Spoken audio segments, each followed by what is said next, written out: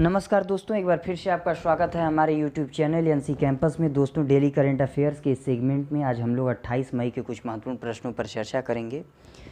तो आइए देखते हैं आज के क्या है महत्वपूर्ण प्रश्न।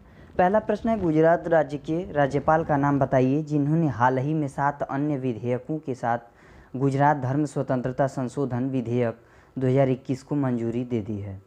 ऑप्शन ए है संजय वर्मा, ऑप्शन बी है आचार्य देवव्रत, ऑप्शन सी है ओम प्रकाश कोहली, ऑप्शन डी है कलराज मिश्र। इसका सही जवाब होगा ऑप्शन बी, आचार्य देवव्रत।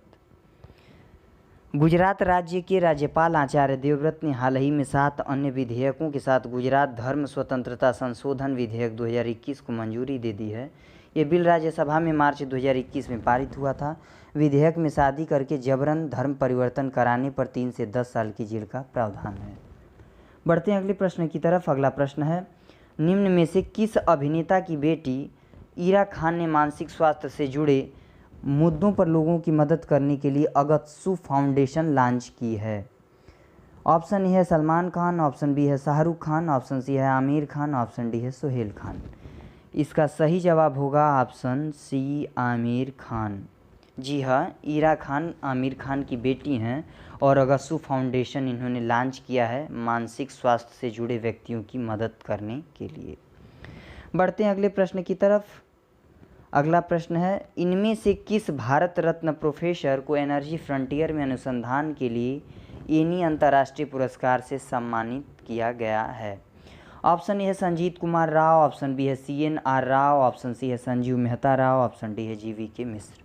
इसका सही जवाब होगा ऑप्शन बी, CNR राव। जी हाँ, option B. Bharat Ratna professor CNR Rao को अक्षय ऊर्जा स्रोतों और ऊर्जा भंडारण में अनुसंधान के लिए हाल ही में अंतर्राष्ट्रीय एनी पुरस्कार 2020 से सम्मानित किया गया है, जिसे एनर्जी फ्रंटियर पुरस्कार भी कहते हैं। इस पुरस्कार को ऊर्जा अनुसंधान क्षेत्र में नोबल पुरस्कार को ऊर्जा अनुसंधान के लिए यह पुरस्कार रोम के क्वेरिनल पैलेस में आधिकारिक समारोह के दौरान 14 अक्टूबर 2021 को उन्हें दिया जाएगा। बढ़ते हैं अगले प्रश्न की तरफ। अगला प्रश्न है, 28 मई को विश्व भर में कौन सा दिवस मनाया जाता है? ऑप्शन ए है मासिक धर्म स्वच्छता दिवस, ऑप्शन बी है धार्मिक स्वतंत्रता दिवस, ऑप्शन सी है विश्व स्वास्थ्य दिवस, ऑप्शन डी है विश्व विज्ञान दिवस। इसका सही जवाब होगा ऑप्शन ए, मासिक धर्म स्वच्छता दिवस। जी हाँ, 28 मई को पूरे विश्व में मासिक धर्म स्वच्छता दिवस मनाया जाता है। 28 मई को विश्व भर में मासिक धर्म स्वच्छता दिवस, मेंस्ट्रुअल हाइजीन डे मनाया जाता है, जिसका उद्देश्य विश्व भर की महिलाओं और लड़कियों में मासिक धर्म के कारण सामना की जाने वाली चुनौतियों के बारे में जागरूकता फैलाना है। बढ़ते हैं अगले प्रश्न की तरफ। अगला प्रश्न है, निम्न में से किस देश की सरकार ने देश के खुफिया विभाग को 90 दिनों में कोविड-19 की उत्पत्ति का पता लगाने का निर्देश दिया है? ऑप्शन ए है जापान, ऑप्शन बी है ऑस्ट्रेलिया, ऑप्शन सी है इराक, ऑप्शन डी है अमेरिका। इसका सही जवाब होगा ऑप्शन डी, अमेरिका। अमेरिका के राष्ट्रपति जो बाइडेन ने हाल ही में अमेरिका खुफिया विभाग को 90 दिनों में कोविड-19 की उत्पत्ति कहां से या कैसे हुई पता लगाने के निर्देश दिए हैं। यह खुफिया विभाग पता लगाएगा कि कोरोना वायरस चीन द्वारा जानबूझकर फैलाया गया है या चीन की लेबोरेटरी में अनजाने से उत्पत्ति हुई है। बढ़ते हैं अगले प्रश्न की तरफ। अगला प्रश्न है, चीन के प्रसिद्ध वैज्ञानिक युआन लोंगपिंग का हाल ही में कितने वर्ष की उम्र में निधन हो गया? ऑप्शन ए है 61 वर्ष, ऑप्शन बी है 71 वर्ष, ऑप्शन सी है 81 वर्ष, ऑप्शन डी है 91 वर्ष।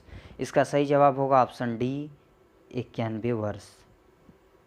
बढ़ते हैं अगले प्रश्न की तरफ। अगला प्रश्न है, 95% वोट हासिल कर बशर अल असद किस देश के चौथी बार राष्ट्रपति बन गए हैं? ऑप्शन ए है सीरिया, ऑप्शन बी है इराक, ऑप्शन सी है ईरान, ऑप्शन डी है अफगानिस्तान। इसका सही जवाब होगा ऑप्शन ए, सीरिया। सीरिया के राष्ट्रपति चुनाव में बशर अल असद ने जबरदस्त जीत हासिल कर लगातार चौथी बार सत्ता अपने हाथ में बरकरार रखी है। देश में 26 मई 2021 को हुए चुनाव में असद को 95.1% मत मिले।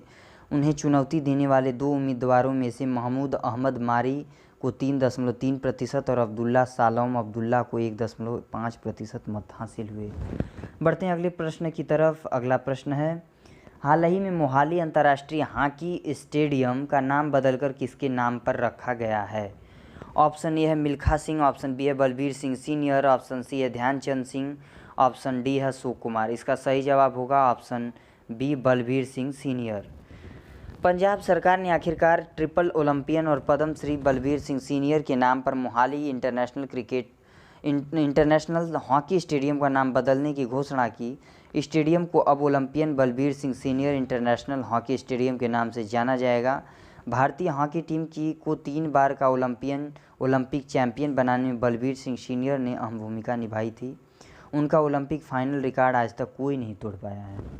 बढ़ते हैं अगले प्रश्न की तरफ। अगला प्रश्न है, हाल ही में किस भारतीय अर्थशास्त्रीय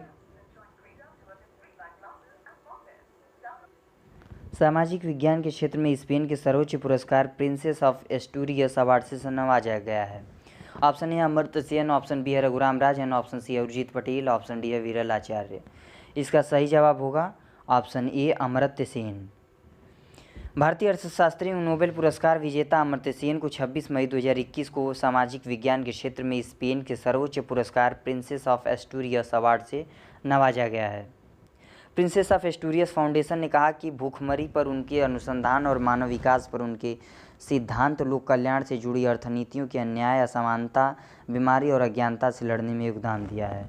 बढ़ते हैं अगले प्रश्न की तरफ। अगला प्रश्न है, निम्न में से किसने वीडियो कॉन्फ्रेंसिंग के जरिए services e health assistance and teleconsultation Sehat OPD portal launch किया है? ऑप्शन ए है गृह मंत्री अमित शाह, ऑप्शन बी है रक्षा मंत्री राजनाथ सिंह, ऑप्शन सी है वित्त मंत्री निर्मला सीतारमण, ऑप्शन डी है स्वास्थ्य मंत्री डॉक्टर हर्षवर्धन। इसका सही जवाब होगा ऑप्शन बी रक्षा मंत्री राजनाथ सिंह। रक्षा मंत्री राजनाथ सिंह ने वीडियो कॉन्फ्रेंसिंग के जरिए services e health assistant and teleconsultation Sehat OPD portal launch किया है। इस दौरान राजनाथ सिंह ने कहा कि कोविड की यह लहर अभूतपूर्व और पहले से कहीं अधिक खतरनाक है। बढ़ते हैं अगले प्रश्न की तरफ। अगला प्रश्न है, निम्न में से किसे अंतर्राष्ट्रीय एनी अवार्ड 2020 से सम्मानित किया गया है? ऑप्शन ए है अमर्त्य सेन, ऑप्शन बी है रघुराम राजन, ऑप्शन सी है उर्जित पटेल, ऑप्शन डी है प्रोफेसर CNR राव। इसका सही जवाब होगा option D professor CNR Rao. Bharat Ratna professor CN Rao को अक्षय ऊर्जा स्रोतों और अक्षय भंडारण के क्षेत्र में अनुसंधान हेतु अंतर्राष्ट्रीय एनी अवार्ड 2020 से सम्मानित किया गया। बढ़ते हैं अगले प्रश्न की तरफ।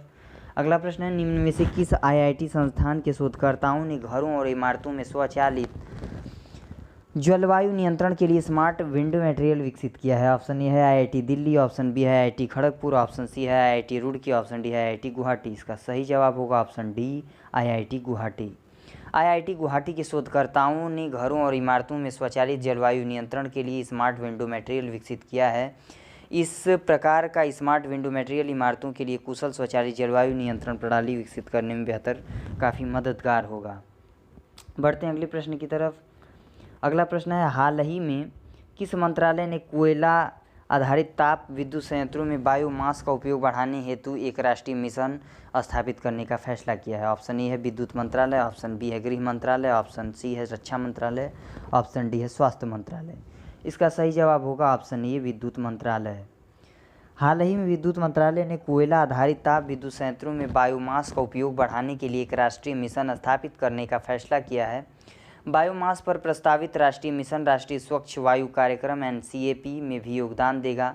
यह देश में ऊर्जा संबंधी बदलाव और स्वच्छ